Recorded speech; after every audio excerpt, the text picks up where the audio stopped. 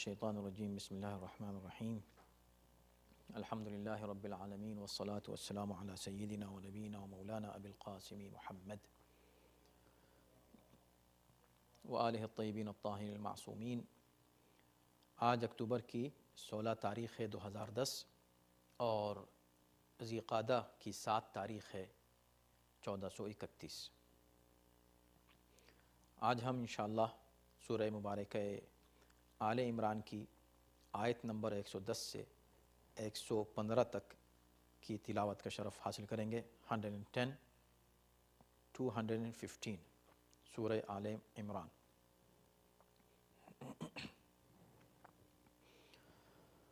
اعوذ باللہ من الشیطان الرجیم،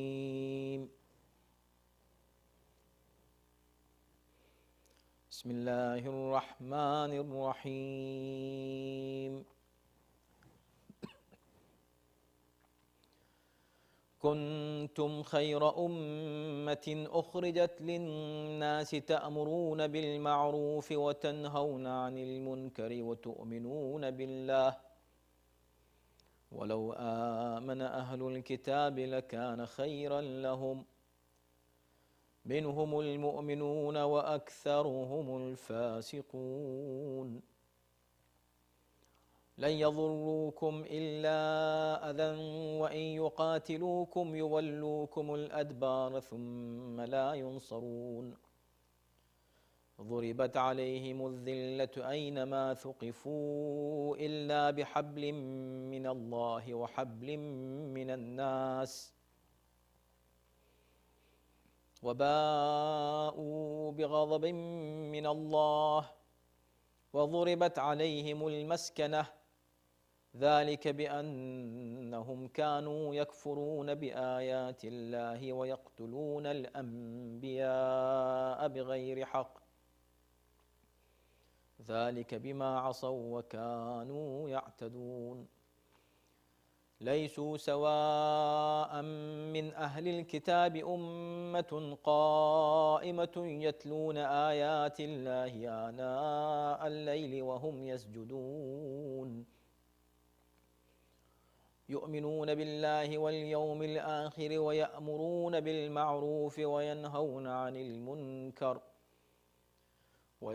عن المنكر ويسارعون في الخيرات وأولئك من الصالحين وما يفعلوا من خير فلن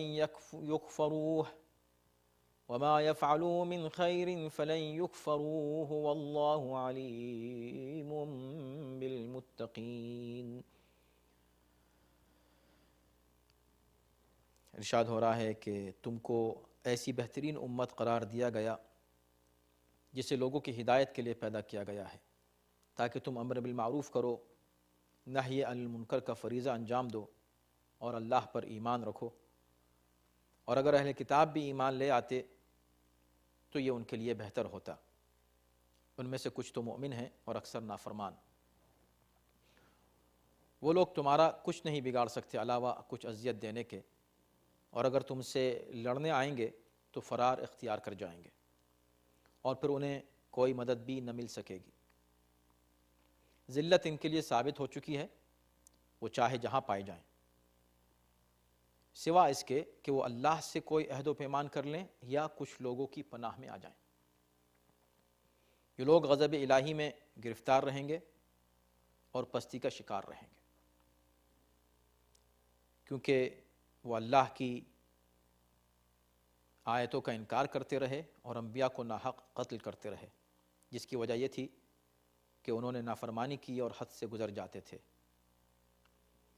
مگر پھر بھی ان میں سب ایک جیسے نہیں، بلکہ اہل کتاب میں ایک گروہ ایسا بھی ہے جو دین پر قائم ہے، جو راتوں کو سجدے کی حالت میں اللہ کی آیتیں پڑھتے ہیں، جو اللہ پر اور آخرت پر ایمان رکھتے ہیں، نیکیوں کا حکم دیتے ہیں، برائیوں سے روکتے ہیں، اور نیکیوں میں ایک دوسرے پر سبقت لے جانے کی کوشش کرتے ہیں، اور یہ وہ لوگ ہیں جو نیکوکاروں میں شامل ہیں۔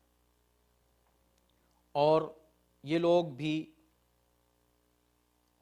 جو بھی نیک کام کریں گے اس کی ہرگز بھی ناقدری نہیں کی جائے گی، اور اللہ متقین سے خوب واقف ہے۔ اس سے پہلے کہ آیات آپ کے ذہن میں ہوں گی، آیتوں کا تسلسل یہی ہے کہ اس سے پہلے بھی امر بالمعروف اور نہی عن المنکر کی اہمیت کا تذکرہ کیا جا چکا ہے، اور یہاں پر بھی اس آیت میں، آیت نمبر 110 میں کہا جا رہا ہے کہ کنتم خیر امت، تم کو اللہ نے خیر امت قرار دیا ہے، یعنی بہترین امت، اخرجت للناس، جسے انسانوں کی ہدایت کے لیے پیدا کیا گیا ہے۔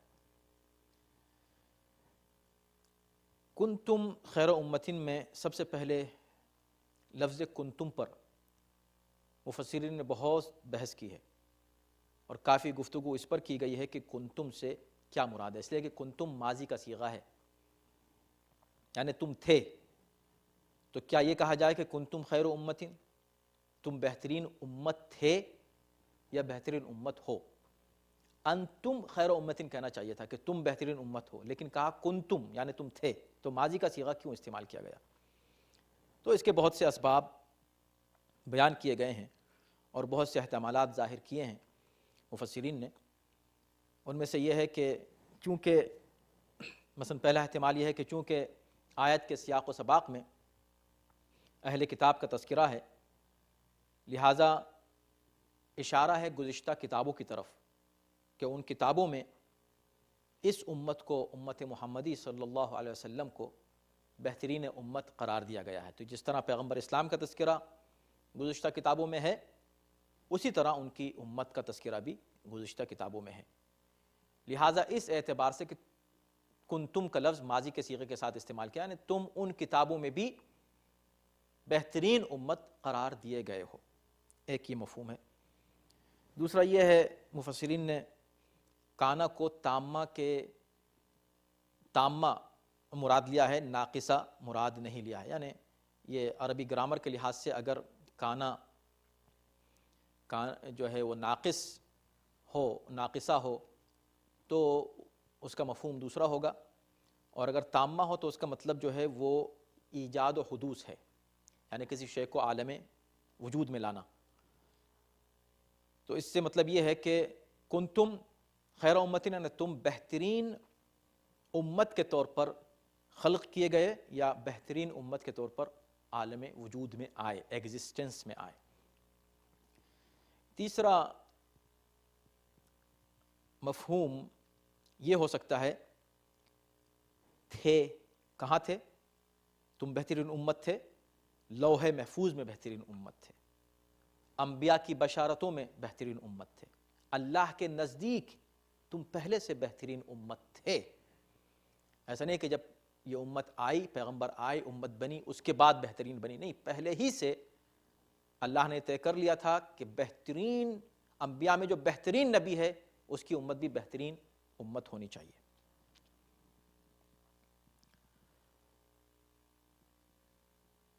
ایک چوتھا احتمال بھی ہے، اور وہ یہ ہے کہ کنتم کو سرتم کے معنی میں استعمال کیا جائے اور اس مفہوم میں لیا جائے، سرتم یعنی تم ہو گئے۔ تو کئی جگہ کنتم سرتم کے معنی میں یعنی تم بہترین امت ہو گئے، لیکن اس کو بہت سے علماء نے رد کیا ہے، حالانکہ متعدد مفسرین نے یہ خیال ظاہر کیا ہے کہ یہ صحیح ہے، سرتم کے معنی میں ہے، لیکن علامہ رضی نے حقائق التعویل میں جو ان کی مشہور تفسیر ہے اس میں اپنا نظریہ ظاہر کیا ہے۔ ظاہر ہے کہ وہ بہت بڑے ادیب تھے، بہت بڑے عربی کے ادیب اور بلاغت و فصاحت کے اعلیٰ درجے پر فائز تھے۔ وہ یہ کہتے ہیں کہ ضرور عربی لغت میں کئی جگہ اس کو سرتم کے معنی میں استعمال کیا گیا ہے، لیکن فصاحت کے خلاف ہے، فصاحت کے منافی ہے، اس درجے پر نہیں ہے فصاحت کے کانا کو سارا کے معنی میں استعمال کرنا۔ لہٰذا قرآن چونکہ اس طرح کی جھول سے پاک اور صاف ہے، لہٰذا ہم یہ نہیں مان سکتے کہ یہ اس معنی میں، چنانچہ اس کو رد کر دیا ہے۔ ہم مزید اس بحث میں نہیں جاتے ہیں، مختصر یہ ہے کہ کنتم کہ لفظ میں یہ سوال پیدا ہو سکتا ہے کہ ماضی کا صیغہ پاسٹ ٹینس میں کیوں استعمال کیا کہ تم اچھی امت تھے؟ ہونا ہی چاہیے کہ تم اچھی امت ہو یا تم اچھی امت رہو گے، تو تھے کیوں استعمال کیا؟ اس پر چند نظریات ہم نے آپ کے سامنے پیش کیے۔ خلاصہ اس کا یہ ہے کہ کنتم کہہ کر یہ زور دیا جا رہا ہے کہ تم آلریڈی ایک اچھی امت اللہ کی نظر میں تھے، لہذا تم کو اس اپنے کردار کو باقی رکھنا ہے، اور پروردگار عالم نے جس مقصد سے تم کو خلق کیا ہے للناس، انسانوں کی ہدایت کے لیے، تو تم کو اس غرض و غایت کو انجام دینا ہے۔ اگر تم اس غرض اور غایت کو انجام نہیں دو گے تو تم خیر امت نہیں رہ جاؤ گے۔ تو خیر امت یعنی بہترین امت کا مطلب یہی ہے کہ تم کو ہر اعتبار سے بہترین رہنا ہے۔ اس کے بعد کا جملہ ہے، اور ایک اور جو ہے نظریہ رہ گیا ہے وہ ہم آپ کے سامنے پیش کر دیں، وہ چونکہ اس میں بھی ایک مفہوم ہے اچھا، کہ بعض مفسرین کا خیال تھا کہ کنتم کا مطلب ہے مذ کنتم، یعنی جب سے تم تھے تو تم اچھے ہی تھے، اور جب تک رہو گے اچھے رہو گے۔ شرط یہ ہے کہ تم ان شرطوں کو پورا کرو۔ کیا؟ تأمرون بالمعروف وتنہون عن المنکر وتؤمنون باللہ، امر بالمعروف کرو، نہی عن المنکر کرو، اللہ پر ایمان رکھو۔ اگر تم یہ صفات تمہارے اندر پائی جائیں گی تو تم ہمیشہ اچھے ہی رہو گے۔ تو امت کی تعریف، امت کی عظمت اس بات میں پوشیدہ ہے کہ وہ امر بالمعروف اور نہی عن المنکر کا فریضہ فراموش نہ کرے، اتنا اہم ہے یہ فریضہ۔ اور اخرجت للناس، تمہیں تمام انسانوں کے لیے پیدا کیا گیا ہے، تمام انسانوں کی ہدایت کی ذمہ داری تم پر گویا کہ عائد کی گئی ہے کہ تم لوگوں تک پیغام حق پہنچاؤ، پیغام اسلام پہنچاؤ۔ اب ایک مسئلہ یہ آتا ہے یہاں پر کہ خیر امت سے مراد ہیں کون، جن کی اتنی تعریف کی جا رہی ہے کہ تم اچھے تھے، اسی وقت سے اچھے تھے، لوح و محفوظ میں تم خیر تھے، تمام انبیاء کی بشارتوں میں اللہ کے نزدیک وغیرہ وغیرہ، اور تم خیر رہو گے۔ تو یہ بات کس سے کہی جا رہی ہے؟ کیا اس سے یہ پوری امت مراد ہے؟ کیا وہ ہر مسلمان مراد ہے جو خود کو امت محمدی میں شمار کرتا ہے؟ اگر ایسا ہے تو پھر آپ دیکھیں گے کہ امت محمدی میں جتنے گنہگار موجود ہیں، جتنے فاسق اور فاجر موجود ہیں، کیا وہ بھی اس میں شامل ہو جائیں گے؟ چنانچہ ایک شخص نے امام جعفر صادق علیہ السلام سے دریافت کیا اور پوچھا اس آیت کے مفہوم کو، تو آپ نے یہی پوچھا اس سے کہ یہ بتاؤ کہ کیا پروردگار عالم اس امت کو خیر امت قرار دے گا؟ کیا اللہ اس امت کی تعریف کرے گا کہ جس امت نے امیر المؤمنین کو قتل کیا، امام حسن کو قتل کیا، امام حسین کو قتل کیا؟ تو جو امت انبیاء کی اولاد کو قتل کرے، اللہ اس امت کو بہترین امت قرار دے گا؟ تو اس نے کہا پھر اس سے کیا مراد ہے؟ اس وقت آپ نے فرمایا کہ اس سے مراد ائمہ اہل بیت ہیں، ائمہ اہل بیت اس سے مراد ہے۔ کچھ مفسرین نے یوں سمجھے کہ اس سے مراد انبیاء کو لیا ہے، ائمہ کو لیا ہے، اور کچھ مفسرین نے اس سے مراد صحابہ کو لیا ہے، یعنی ائمہ اہل بیت ہیں اس سے مراد، یہ پہلا ہے نظریہ۔ اس سے مراد صحابہ کرام ہیں، یہ بہت سے مفسرین نے کہا ہے کہ اس سے مراد صحابہ ہیں۔ کچھ مفسرین نے، جن میں ابن عباس شامل ہیں، وہ کہتے ہیں کہ نہ صرف صحابہ نہیں بلکہ کل صحابہ نہیں، بلکہ صرف وہ صحابہ جنہوں نے ہجرت کی پیغمبر اسلام کے ساتھ مکے سے، وہ لوگ اس میں شامل ہیں، بس اس سے مراد وہ لوگ ہیں خیر امت۔ اس کے بعد کچھ لوگوں نے کہا کہ نہیں، اس سے مراد تمام امت ہے، پوری امت اس سے مراد ہے۔ اس طرح مختلف جو نظریات آئے، اب اس میں ہم کو یہ دیکھنا ہے کہ اس سے اصل مراد کون ہے؟ کیا واقعی پوری امت کے ہر فرد اس سے مراد ہے؟ کیا اس سے صرف مہاجرین مراد ہیں؟ کیا اس سے صرف صحابہ مراد ہیں؟ کیا اس سے صرف اہل بیت مراد ہیں؟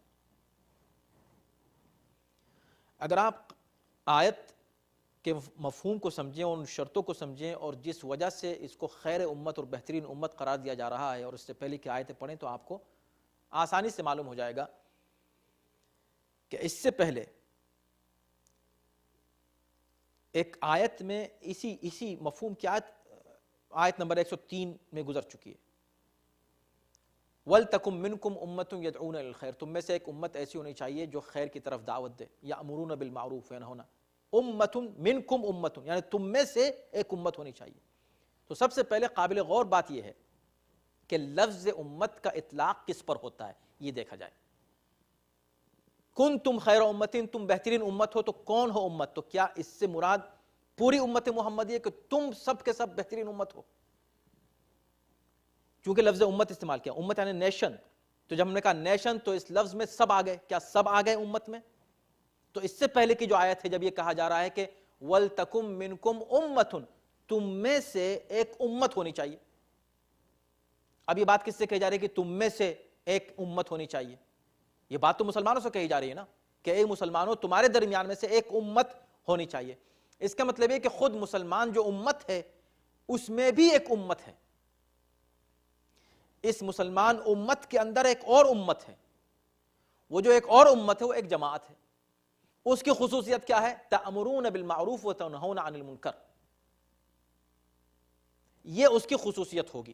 اس کا مطلب ہے کہ یہاں لفظ امت جو استعمال کیا جا رہا ہے اس کے لیے ضروری نہیں ہے کہ اس سے مراد پوری مسلم امت ہو، ورنہ اس سے پہلے کی آیت میں امت ہی کو خطاب کر کے یہ نہ کہا جاتا کہ تم میں ایک الگ ایک امت ہونی چاہیے، اس امت سے مراد ایک گروہ ہے، ایک جماعت ہے۔ اب یہ جماعت کون ہے، یہ گروہ کون ہے؟ تو اس کے دو مفہوم ہو سکتے ہیں۔ تمام تفاسیر کو اگر ہم جمع کریں تو اس کو دو حصوں میں تقسیم کر سکتے ہیں۔ ایک اس کے حقیقی اور اعلیٰ ترین مصداق کون ہیں؟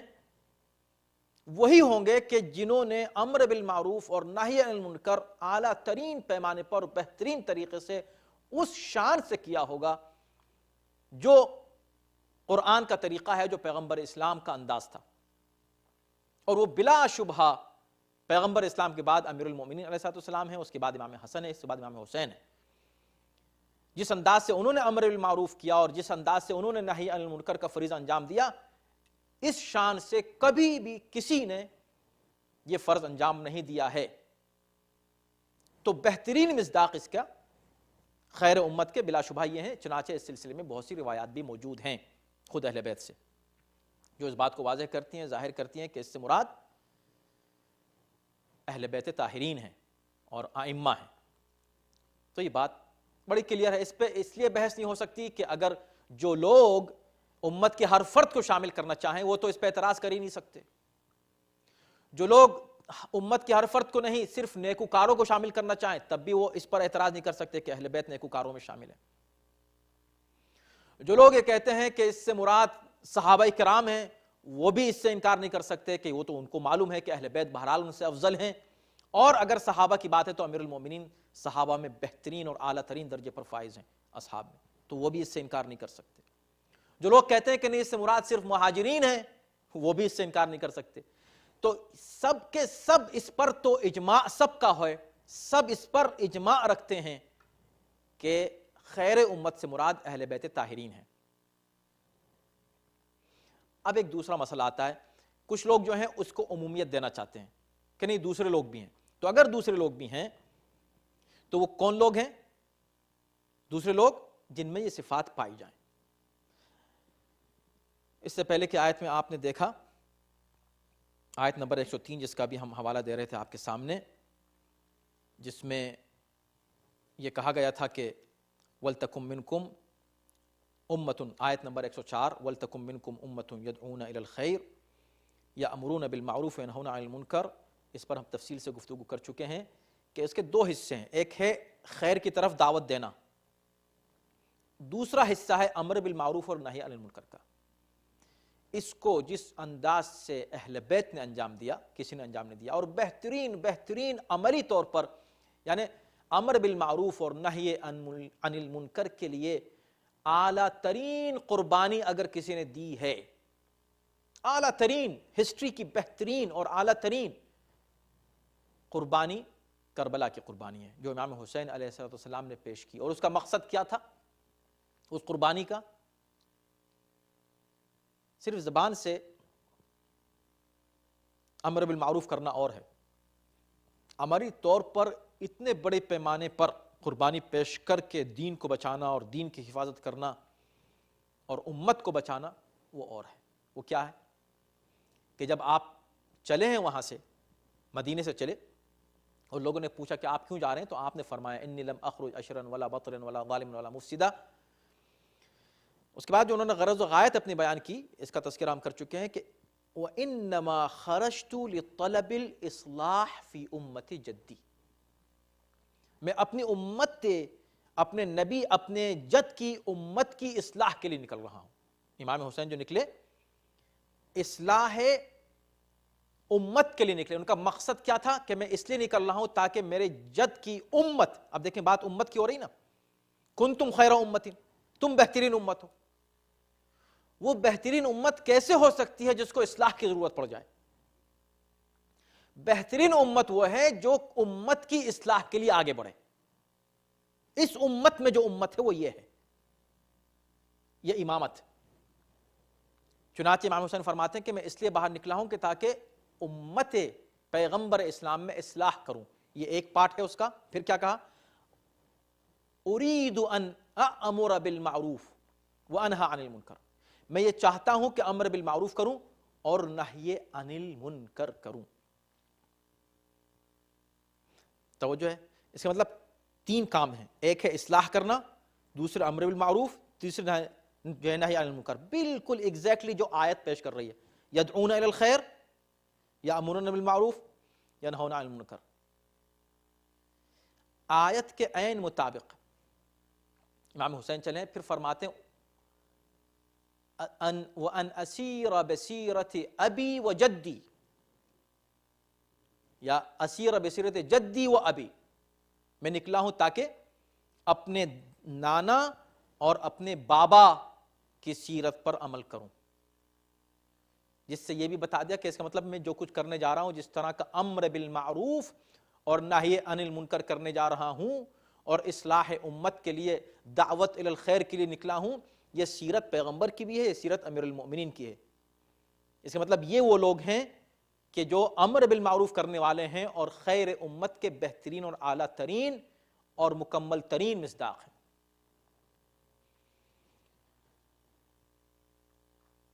اب اس کے بعد اگر دوسرا حصہ ہم لیتے ہیں تفاسیر کا کہ بھئی دوسرے لوگ بھی شامل ہو، ٹھیک ہے، اس میں کوئی حرج نہیں ہے یہ ماننے میں کہ آیت کا ایک عمومی مفہوم ہے، لیکن آیت کے عمومی مفہوم کے اعتبار سے ذمہ داری کیا عائد ہو رہی ہے؟ ذمہ داری یہ عائد ہو رہی ہے ان لوگوں پر کہ جو خیر امت میں شامل ہونا چاہتے ہیں. ہم نے عرض کر دیا کہ بہترین مصداق تو وہ ہیں، لیکن عمومی مصداق یعنی خصوصی مصداق اور بہترین وہ ہیں، لیکن عمومی مصداق وہ لوگ ہو سکتے ہیں جو اہل بیت کی سیرت پر چلتے ہوئے امر بالمعروف کریں اور نہی عن المنکر کریں اور ان کا ایمان بھی مضبوط ہو. اگر ان میں یہ صفات پائی نہیں جاتی تو ان کو خیر امت نہیں قرار دیا جا سکتا. اور اسی لیے اس سے پہلے کی آیت میں ہم نے ایک موقع پر عرض کیا تھا کہ دوسری جگہ جو قرآن نے کہا کہ اولئک ہم خیر البریہ، اس کے لیے متعدد روایات ہیں کہ یہ لوگ بہترین ہیں، نہ صرف بہترین امت ہے، خیر البریہ، تمام کائنات میں، تمام انسانوں میں بہترین لوگ ہیں. جب یہ آیت نازل ہوئی پوچھا گیا کہ کون ہے جو بہترین ہے، خیر البریہ کون ہے؟ یہاں خیر امت کی بات ہو رہی ہے، خیر البریہ کون ہے؟ تو فرمایا یا علی انت و شیعتک، تم اور تمہارے شیعہ خیر البریہ ہیں. تو کیوں شیعہ خیر البریہ ہیں؟ علی تو ہیں خیر البریہ، جو ہے واضح ہے، اس لیے کہ ان کی سیرت پر عمل کرنے والے ہیں، اس لیے کہ وہ بھی امر بالمعروف کرنے والے ہیں، اس لیے کہ وہ بھی نہی عن المنکر کرنے والے ہیں. لہٰذا اب ذمہ داری ایک مومن کی، اہل بیت کے چاہنے والے کی کیا بنتی ہے کہ اگر وہ خیر امت کے اس گروہ میں، اس عمومی مفہوم میں شامل ہونا چاہے تو اس کی ایک ہی صورت ہے کہ وہ معاشرے میں اصلاح کی کوشش کرے، امر بالمعروف کرے، نہی عن المنکر کرے، اخرجت للناس، تمام انسانوں کو دین کا پیغام پہنچائے، نہ صرف اپنے گھر میں، نہ صرف اپنے محلے میں، نہ صرف اپنی کمیونٹی میں، بلکہ باہر کی دنیا میں بھی دین کا پیغام پہنچائے. اور اس فریضے کو انجام دے، اور حقیقی مقصد اس کا جب ہی پورا ہوگا جب وہ حقیقی اسلام کو دنیا کے سامنے روشناس کرائے. خاص طور پہ ایسے دور میں، ایسے زمانے میں جب کہ اسلام کو بدنام کرنے کی کوشش کی جا رہی ہے اور کچھ لوگ اسلام کے نام پہ اس طرح کی حرکتیں کر رہے ہیں جس سے اسلام بدنام ہو رہا ہے. تو ایسی صورت میں ضروری اور لازم ہو جاتا ہے کہ کچھ لوگ آگے بڑھیں، ایک امت یعنی ایک گروہ آگے بڑھے، اور آگے بڑھنے کے بعد حقیقی اسلام دنیا کے سامنے پیش کرے. یہ ہماری ذمہ داری ہے، میڈیا کے ذریعے سے، اخبار کے ذریعے سے، زبان سے، اپنے کردار سے، جاب پر، اسکولوں میں، ہر جگہ جہاں پر بھی ہم جائیں، سچا جو اسلام، حقیقی اسلام ہے، واقعی پیغام پیغمبر اسلام ہے، اس کو دنیا کے سامنے ہم پیش کریں تاکہ لوگوں کو معلوم ہو کہ اسلام کس کو کہتے ہیں، دین کس کو کہتے ہیں. امر بالمعروف اور نہی عن المنکر پر اس سے پہلے گفتگو کی جا چکی ہے کہ کتنی اہمیت ہے اس کی. اور آپ صرف اگر الفاظ پہ غور کریں، یہ نہیں کہا کہ تم نیکی کی طرف لوگوں کو اپیل کر کے بلاؤ، پلیز نہیں ہے یہاں. امر بالمعروف یعنی طاقت اور قوت کے ساتھ. طاقت قوت کا ایک مطلب کیا ہے؟ امر، حکم دو، آرڈر دو. آرڈر کیا مطلب؟ نماز پڑھو، روزہ رکھو، یا آرڈر دیں گے ہم؟ نہیں. آرڈر کا مطلب یہ ہے، امر کا لفظ اس لیے استعمال کیا ہے کہ آپ ایز اے ریکویسٹ نہیں، ریکویسٹ میں کمزوری آتی ہے کہ ہو سکتا ہے کہ آپ کو کانفیڈنس نہیں ہے اپنے اوپر، لیکن امر کا لفظ اور نہی کا لفظ یہ بتا رہا ہے کہ آپ علم پہلے حاصل کریں، جو بات آپ کہنے جا رہے ہیں اس میں آپ کو خود اتنا اعتماد اور کانفیڈنس ہو کہ جو آپ کہہ رہے ہیں وہ صحیح ہے، تب اس بات میں زور پیدا ہوگا. اور جب زور پیدا ہوگا تو پھر کانفیڈنس سے آپ لوگوں کو بلائیں گے نیکی کی طرف، اور کانفیڈنس سے آپ لوگوں کو ہٹائیں گے برائی سے. یہ ہے مفہوم امر کا اور یہ ہے مفہوم نہیں کا. اس میں اپیل کا لفظ نہیں استعمال کیا، پلیز، مہربانی فرما کر نہیں. اس بات کو آپ کو سننا ہے، یہ ہے لاجیکل ہے، 2 اور 2 4 کی طرح ہے. اس میں پلیز کی بات، پلیز مان لیجئے کہ 2 اور 2 4 ہوتے ہیں، پلیز نہیں مان لیجئے، 2 اور 2 4 ہوتے ہیں، آپ کو ماننا ہے اس طرح. تو اور دوسری بات یہ ہے کہ نہی عن المنکر کو بعد میں لایا گیا ہے، امر بالمعروف کو پہلے ہے. کیوں؟ اس لیے کہ اگر آپ نیکی کا حکم دیں اور اس پر عمل لوگ کر لیں اور مان لیں تو ہو سکتا ہے برائی ہی نہ کریں. جب برائی نہ کریں تو برائی سے روکنے کا موقع ہی نہیں آئے. تو پہلے منزل ہے اچھائی کی طرف بلانے کی، پھر بعد میں منزل ہے برائی سے روکنے کی.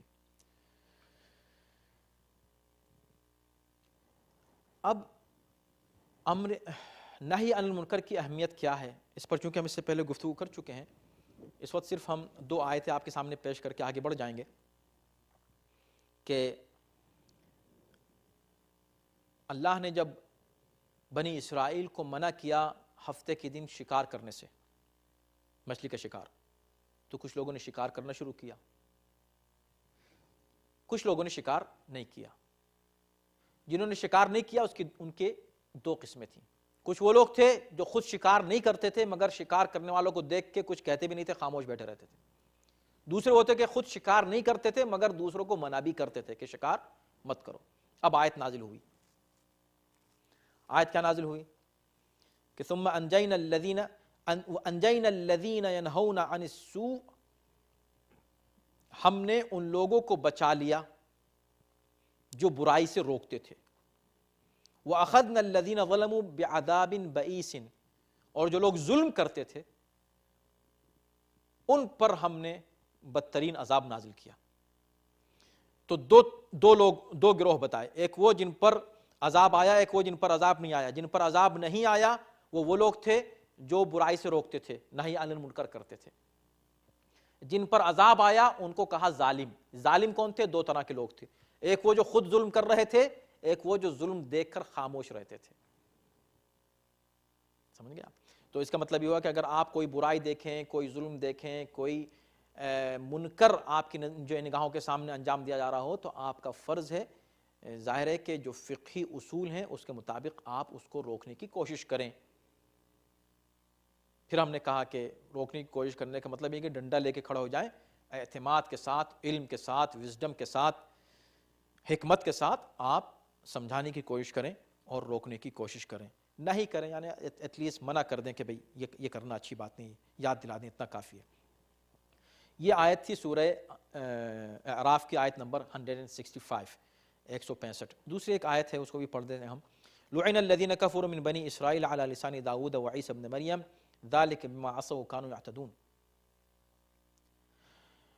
جو لوگ بنی اسرائیل میں کافر ہو گئے تھے ان پر لعنت کی گئی حضرت داؤد اور عیسی ابن مریم کی زبان سے، یہ اس لیے کہ چونکہ وہ لوگ نافرمانی کرتے تھے اور وہ لوگ حد سے تجاوز کرتے تھے۔ کیوں ان پر لعنت کی گئی؟ کانوا لا یتناہون عن منکر فعلوہ، اس لیے کہ وہ کسی برائی سے لوگوں کو روکتے نہیں تھے۔ لبئس ما کانوا یفعلون، کتنا برے کام تھے وہ جو انجام دیتے تھے۔ اس کا مطلب بدترین کام کیا ہے؟ برائی کو دیکھنا اور خاموش رہنا۔ جیسے بہت سے لوگ مصلحت کی وجہ سے ارے چھوڑو ہم کیوں برائی مول لیں، ہم کیوں کسی سے کہیں کہ بھئی یہ برا ہے، ہم کیوں کہیں یہ حرام ہے۔ سلیقہ ہونا چاہیے، بالکل اچھے طریقے سے کہنا چاہیے، تو بات بالکل صحیح ہے، لیکن نہ کہنا چاہیے، یہ بات صحیح نہیں ہے۔ ایسا نہیں کہ آپ مصلحت کے تو ہاں کوئی ایسا موقع آ سکتا ہے کہ جب اس وقت آپ کو خاموش رہنا ضروری ہو، اس لیے علم ضروری ہے آپ کو کہ امر بالمعروف کب کیا جائے، نہی عن المنکر کب کیا جائے، کب کتنے حد تک کیا جائے، کس انداز سے کیا جائے، اس کا طریقہ کیا ہونا چاہیے، اور کب خاموش رہنا لازم اور ضروری ہے۔ یہ سب چیزیں اس کا تعلق ہے علم سے۔ تیسری بات جو کہی گئی یہاں وہ تؤمنون باللہ، یعنی پہلی بات یہ تھی کہ تم اخرجت للناس کنتم خیر امت، تم بہترین امت ہو جو انسانوں کے لیے پیدا کیے گئے ہو، ان کی ہدایت کے لیے، ان کو سیدھا راستہ دکھانے کے لیے۔ دوسری بات یہ ہے کہ تم امر بالمعروف کرتے ہو، نہی عن المنکر کرتے ہو۔ تیسری بات یہ وتؤمنون باللہ، کہ تم اللہ پر ایمان رکھتے ہو۔ اس کا مطلب یہ ہے کہ بغیر ایمان کے امر بالمعروف اور نہی عن المنکر نہیں ہو سکتا، اور امر بالمعروف اور نہی عن المنکر کے بغیر ایمان نہیں ہو سکتا۔ اور جو لوگ اس کے برعکس کرتے ہیں تو وہ تو خیر کفر کی منزل پر پہنچ جاتے ہیں، جب وہ امر بالمنکر کریں اور نہی عن المعروف کریں، الٹا کریں، جیسا کہ اکثر ہوتا ہے۔ وَلَوْ آمَنَ أَهْلُ الْكِتَابِ لَكَانَ خَيْرًا لَهُمْ، اس کے بعد کہا جا رہا ہے کہ یہ بات صرف مسلمانوں کے لیے نہیں ہے، بلکہ اگر اہل کتاب بھی ایمان لے آئیں تو یہ چیز ان کے لیے خیر بن جائے گی، ان کے لیے بہتری ہے، ان کے لیے بھلائی اسی میں کہ وہ ایمان لا کر مسلمانوں کے ساتھ شامل ہو جائیں۔ منہم المؤمنون واکثرهم الفاسقون، حالانکہ سب ایسے برے لوگ نہیں ہیں، ان میں کچھ لوگ مؤمن ہیں، البتہ اکثر ان میں فاسق ہیں۔ تو جب کبھی بات بنی اسرائیل کی جاتی ہے، یہود و نصارہ کی مذمت کی جاتی ہے، تو وہ اس لیے نہیں کہ وہ ایک قوم ہے، اس لیے نہیں کہ وہ ایک نسل ہے، اس لیے نہیں کہ ان کا کوئی ایک رنگ ہے، اس لیے نہیں کہ ان کا کوئی ایک زبان ہے، بلکہ اس لیے کہ کردار جو وہ کردار اپنائے اس کو برا کہا جا رہا ہے، چاہے وہ عیسائی ایسا کرے، چاہے وہ مسلمان ایسا کرے، چاہے وہ کوئی اور ایسا کرے۔ جو بھی کوئی برائی کرے گا، چاہے اس کا تعلق کسی مذہب سے، اس کی مذمت کی جائے گی، اور جو کوئی اچھا کام کرے گا، چاہے اس کا تعلق کسی مذہب سے ہے، اس کی تعریف کی جائے گی۔ اس لیے کہا کہ ان میں کچھ لوگ مؤمن ہیں، کچھ لوگ فاسق ہیں۔ اور اس کے بعد یہ بات کہی گئی 112 آیت میں کہ لن یضروکم الا اذى، وہ تمہیں کوئی نقصان نہیں پہنچا سکتے علاوہ اس کے کہ تھوڑا بہت کچھ تم کو اذیت پہنچا دیں، تم کو تکلیف، زبان سے تکلیف پہنچا دی، کسی اور بات سے تکلیف پہنچا دی، پیسے سے تکلیف پہنچا دی، تمہیں تھوڑی بہت تکلیف تو پہنچا سکتے ہیں، لیکن کوئی بڑا نقصان تم کو وہ نہیں پہنچا سکتے، لہٰذا تم ان سے مرعوب نہ ہونا، اور ہمت اور شجاعت کے ساتھ فتنہ و فساد کا مقابلہ کرتے رہنا، اپنی ہمت نہ ہارنا۔ بلکہ وَإِن يُقَاتِلُوكُمْ يُوَلُّوكُمُ الْأَدْبَارَ ثُمَّ لَا يُنصَرُونَ، اگر یہ تمہارے مقابلے پر جنگ کرنے کے لیے بھی آئیں گے نا تو بہت جلدی یہ پیٹ پھیر کر بھاگ لیں گے، تمہارے مقابلے پر ٹھہر نہیں سکتے۔ یعنی ہمت دلائی جا رہی ہے مسلمانوں کو کہ جو لوگ فاسق ہوتے ہیں، جو لوگ گنہگار ہیں، جو لوگ بدعقیدہ ہیں، جن کا عقیدہ درست نہیں ہے، ان سے گھبرانے کی ضرورت نہیں ہے۔ وہ تم کو تھوڑا سا اذیت دے سکتے ہیں، کبھی ذہنی اذیت دے سکتے ہیں، یا کسی طرح کی بھی تکلیف تم کو پہنچا سکتے ہیں، تمہارا کچھ بگاڑ نہیں سکتے، اور تمہیں ان کے سامنے ڈٹے رہنا چاہیے، اس لیے کہ وہ آخر میں فرار کر کے بھاگ جائیں گے۔ ثم لا ينصرون، ان کو کوئی مدد بھی نہیں ملنے والی، تم کو تو اللہ مدد کرنے والا موجود ہے، ان کا تو کوئی مدد کرنے والا نہیں ہے۔ ضربت علیہم الذلۃ اینما ثقفوا، بلکہ وہ جہاں رہیں گے ان کے لیے ذلت و خواری ان کی قسمت میں لکھ دی گئی ہے۔ یہ آیت جو ہے اور اس کے بعد کے جو الفاظ ہیں سورہ بقرہ کی آیت نمبر 61 میں یہ مضمون 61 میں گزر چکا ہے۔ اسی کو یہاں ایک طرح سے دہرایا جا رہا ہے اور بتایا جا رہا ہے کہ ذلت ان کی قسمت میں لکھ دی گئی ہے، ہمیشہ کے لیے وہ ذلیل رہیں گے۔ کون لوگ؟ وہی افراد کہ جو فاسق ہیں، جو مومن نہیں ہیں، جو عمل معروف اور نہی عن المنکر نہیں کرتے، جو انبیاء کو قتل کرتے ہیں اور جو فساد پھیلاتے ہیں، وہ لوگ ذلیل رہیں گے۔ ہاں الا بحبل من اللہ، الا یہ کہ وہ کوئی عہد کر لیں، کوئی معاہدہ کر لیں اللہ سے، یعنی اللہ کی اطاعت میں آ جائیں، مسلمان ہو جائیں، ایمان لے آئیں، تو وہ ذلیل نہیں ہوں گے۔ وہ حبل من الناس، یا لوگوں کا سہارا لے لیں۔ اب یہاں حبل من الناس میں مفسرین نے مختلف اپنی آراء ظاہر کی ہیں کہ لوگوں کا سہارا لیں کیا مطلب، یعنی لوگوں سے عہد و پیمان کر لیں، یا تو اللہ سے معاہدہ کریں یا لوگوں سے معاہدہ کریں، تب کچھ یہ ذلت و خواری سے بچ سکتے ہیں۔ تو اللہ سے معاہدہ تو بالکل بات سمجھ میں آتی ہے، یعنی مسلمان ہو جائیں، مومن ہو جائیں تو بس ایمان میں داخل ہو گئے، پھر تو عزت ہی عزت ہے، ذلت کہاں مومن کو۔ لیکن بحبل من الناس کے سلسلے میں لوگوں نے مختلف آراء، یعنی کچھ لوگوں نے کہا کہ اس سے مراد خود پیغمبر اسلام ہے، یعنی پیغمبر اسلام کی پناہ میں آ جائیں۔ کچھ نے کہا کہ اس سے مراد مسلمان ہیں، یعنی حکومت اسلامی کی پناہ میں آ جائیں۔ مختلف آراء ظاہر کی گئیں، لیکن لفظ ناس استعمال کرنا عمومیت پر دلیل کرتا ہے۔ ہو سکتا ہے مسلمانوں کی پناہ میں آ جائیں، ہو سکتا ہے اسلامی حکومت کی پناہ میں آ جائیں، اور ہو سکتا ہے غیر مسلم کی پناہ میں آ جائیں۔ ایسے بھی ممکن ہے جیسے آج ہو رہا ہے کہ غیر مسلم حکومتوں کی، غیر مسلم طاقتوں کی پناہ میں آ جائیں۔ یعنی دو ہی صورتیں ہیں ظاہری ذلت سے بچنے کی۔ حقیقی ذلت تو ظاہر ہے کہ وہ ہے کہ جو کفر کی بنیاد پر اور نفاق کی بنیاد پر ہوتی ہے انسان کے لیے، لیکن ظاہری عزت و ذلت اس دنیا میں بھی اس ظاہری ذلت سے بچنے کا بھی ایک ہی طریقہ ہے کہ یا تو دو ہی طریقے، یا تو اللہ کی طرف چلے جائیں یا انسانی طاقتیں کچھ ہوں ان کا سہارا لے لیں، ان کی سپورٹ لے لیں، ان کی پشت پناہی ہو، سیاسی پشت پناہی، اقتصادی پشت پناہی، اسلحوں سے پشت پناہی، سیاسی پشت پناہی، اس طرح کی پشت پناہی دوسروں کی اگر ہو جائے تو شاید وہ ظاہری اعتبار سے تم کو ایسا لگے کہ وہ ذلت سے بچ گئے ہیں۔ وباء بغضب من اللہ، لیکن وہ اس طرح بچ تو سکتے ہیں ظاہری اعتبار سے اس ذلت سے، لیکن اللہ کا غضب ہمیشہ ان کے ساتھ رہے گا، ان پر اللہ کا غضب رہے گا۔ وضربت علیہم المسکنہ، اور مسکنہ یعنی محتاجی، احتیاج ہمیشہ ان کی قسمت میں رہے گی، اور مسکنت کی مار ہمیشہ ان پر رہے گی۔ ذالک بانہم، کیوں؟ اس لیے کہ یہ لوگ کفر کرتے تھے اللہ کی آیتوں کا اور انبیاء کو بغیر حق قتل کرتے تھے۔ ذالک بما عصوا وکانوا یعتدون، یہ اس لیے کہ وہ لوگ اللہ کی نافرمانی کرتے تھے اور حد سے تجاوز کرتے تھے۔ تو جو لوگ انبیاء کو قتل کر دیں، جو لوگ انبیاء کی اولادوں کو قتل کر دیں، ان کے لیے عزت کہاں سے آ سکتی ہے؟ ان کو رحمت پروردگار کہاں سے مل سکتی ہے؟ یعنی ان پر غضب ہے ہی اس لیے کہ کیا کرتے تھے؟ وہ اللہ کی آیتوں کا انکار کرتے تھے۔ غضب ہے ہی اس لیے کہ وہ انبیاء کو قتل کرتے تھے۔ یعنی یہ باتیں کیا صرف کہانی کے طور پہ سنائی جا رہی ہیں، یا یہ بتایا جا رہا ہے کہ اگر مسلمان بھی ایسا کرے، اگر مسلمان بھی ایسا کرے تو اس پر بھی اللہ کی مار پڑے گی، اس پر بھی اللہ کا غضب ہوگا، وہ بھی ذلیل و خوار ہوں گے اور کبھی ان کو عزت نہیں مل سکے گی جو انبیاء کی اولاد کو قتل کریں۔ یہی وجہ ہے کہ کربلا میں جو لوگ بھی شریک ہوئے فرزند رسول کے قتل میں، یا اس کے بعد جنہوں نے ائمہ کو قتل کیا اور سادات کو قتل کیا، کبھی وہ عزت نہیں پا سکے دنیا میں، ذلیل ہی رہے، اور آج بھی ذلیل ہے اور ہمیشہ ذلیل رہیں گے، اور اللہ کا غضب تو ہے ہی ان کے اوپر۔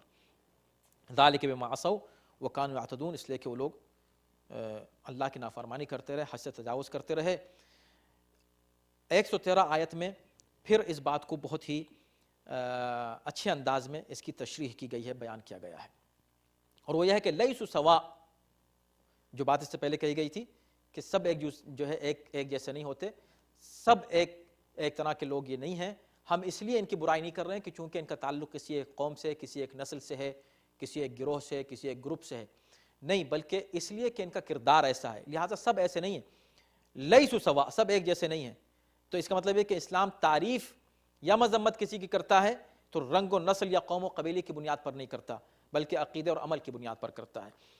من اہل الکتاب امۃ قائمہ، اہل کتاب میں کچھ ایسے قابل تعریف افراد بھی ہیں جن کی یہ صفتیں بیان کی گئیں، 12 صفتیں بیان کی گئی ہیں جلدی سے ہم صرف ان 12 صفتوں کو آپ کے سامنے بیان کر دیتے ہیں، تشریح کا وقت نہیں ہے۔ قائمتن، وہ لوگ اپنے عہد پر قائم ہیں، پہلا۔ نمبر 2، یتلون آیات اللہ آناء اللیل، وہ رات بھر اللہ کی آیتیں پڑھتے رہتے ہیں۔ تیسری صفت ان کے یہ ہے کہ وہم یسجدون، یہ آیتیں سجدے کی حالت میں پڑھتے ہیں۔ چوتھی صفت یہ ہے کہ یؤمنون باللہ، اللہ پر ایمان رکھتے ہیں۔ پانچواں آیت یہ ہے کہ آخرت پر ایمان رکھتے ہیں۔ چھٹی ان کی صفت یہ ہے کہ یأمرون بالمعروف، وہ لوگ امر بالمعروف کرتے ہیں، جس کا بھی تذکرہ ہو رہا تھا۔ یہ ان کی بھی تعریف ہے کہ ایسے کچھ لوگ اہل کتاب میں بھی موجود ہیں۔ وینہون عن المنکر، وہ لوگ برائیوں سے روکتے بھی ہیں۔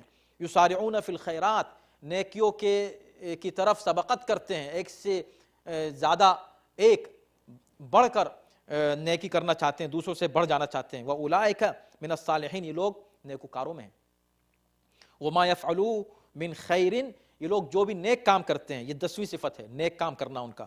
مگر جو بھی نیک کام کرتے ہیں، 11ویں بات یہ ہے کہ فَلَن يُكْفَرُوهُ، ان کی ناقدری نہیں کی جائے گی، اللہ ان کی قدر کرے گا، ان کو جزا اس کی ملے گی، ان کی تعریف کی جائے گی۔ ایسا نہیں کہ اس کو اگنور کیا جائے گا، اس کی تعریف نہیں کی جائے گی، نہیں، بلکہ اس کی قدر اور تعریف کی جائے گی۔ فَلَن يُكْفَرُوهُ وَاللَّهُ عَلِيمٌ بِالْمُتَّقِينَ، 12ویں صفت ان کی یہ ہے کہ وہ صاحبان تقویٰ ہیں، اللہ متقین سے خوب واقف ہے۔ دیکھا آپ نے ان 113 میں، 114، 115 آیتوں میں، جہاں اس سے پہلے اہل کتاب کے ان افراد کی برائی کی گئی تھی جو بد کردار و بد عقیدہ تھے، یہاں پر ان لوگوں کی تعریف کی گئی جو خوش عقیدہ اور نیکوکار ہیں اور جو ایمان لے آئے۔ اور بعض روایت کے مطابق یہ آیتیں نازل ہوئی ہیں عبداللہ ابن سلام اور اس کے ساتھیوں کے تعلق سے۔